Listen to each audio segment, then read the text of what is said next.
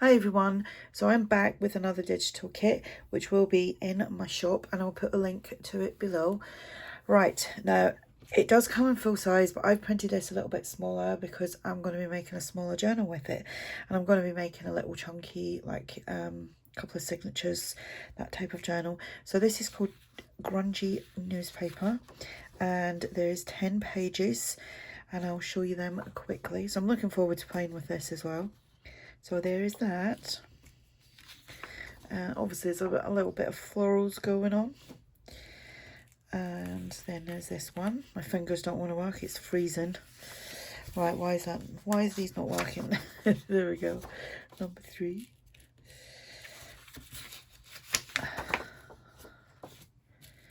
So if you go over, have a look at my shop, I've got lots of freebies up there as well. I added a couple of freebies yesterday, a couple of freebies today, and then this today as well. Oops, there's another one there. So there we go, that is it. So that's the pages. Go check it out. Check out my freebies as well. Thank you to everyone who's been buying my kits and buying me a coffee, etc. It's very much appreciated. So there we go. There's the kit. Any questions, just ask, and thanks for watching. Bye for now.